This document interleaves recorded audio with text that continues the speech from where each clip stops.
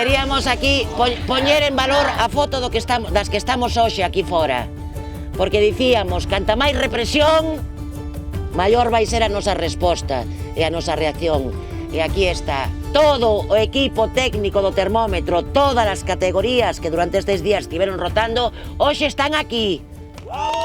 Que se recupere a franxa de produción, que era de produción propia interna das mañás da TVG, que ese tempo de emisión, que temos moi pouco xa, de produción propia, que volva para dentro. Se perdemos o carácter informativo, o control sobre os programas que son claramente informativos, a manipulación está inda máis servida.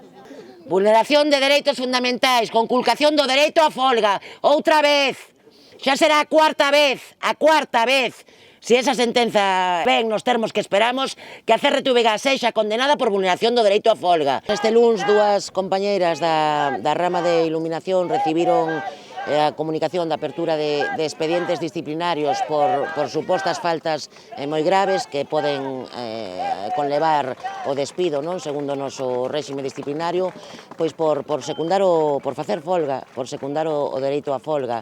Elas son técnicas, tuveron o mesmo comportamento nun día de folga que levamos tendo nos 18 paros anteriores e queren asustar, amedrentar o cadro de persoal para poder sair co programa ao aire. Dun compañeiro produtor, que era o produtor do termómetro, desprazárono para o turno de tarde, despois de secundar varias xornadas de folga, movérono para o turno de tarde, el denunciou eso que se chama modificación sustancial das condicións de traballo, dicindo que era unha vulneración do seu dereito á folga, pedíronse medidas cautelares, e a medida cautelar foi admitida pola xuíza, que ditou esta mesma mañá un auto dicindo que se aprecian indicios suficientes para determinar que puido haber unha vulneración do dereito á folga deste compañeiro e ordena que de maneira inmediata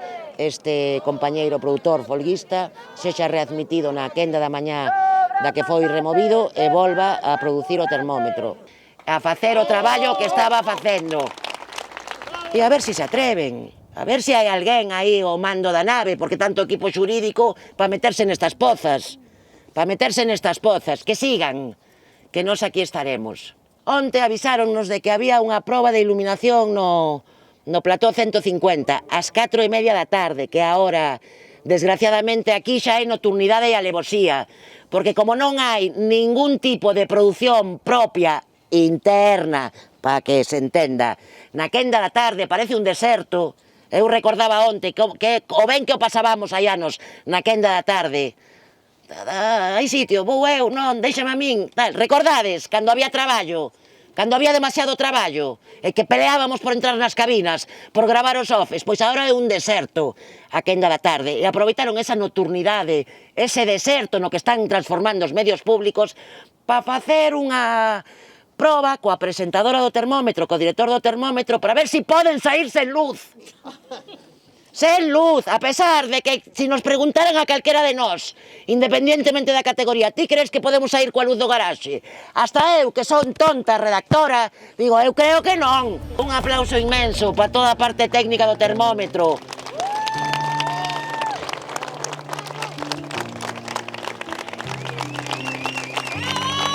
Que está aquí, porque Sara e Quique podíamos ser calquera de nós, non perdemos a esperanza de que o sistema mediático deste país que está podre estivera aquí hoxe. 20 xornadas de paros, unha folga de 24 horas anunciada para o 13 de decembro e dúas folgas de 7,5 horas o sábado 30 de novembro e o domingo 1 de decembro. Estábamos esperando por La Voz.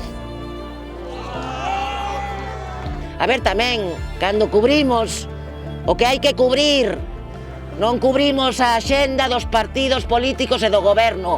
Estas cousas hai que cubrilas. Temos a manifestación do sábado, temos que estar todas, en esa manifestación do sábado, todas as da quenda de mañá e de tarde, e o resto do país.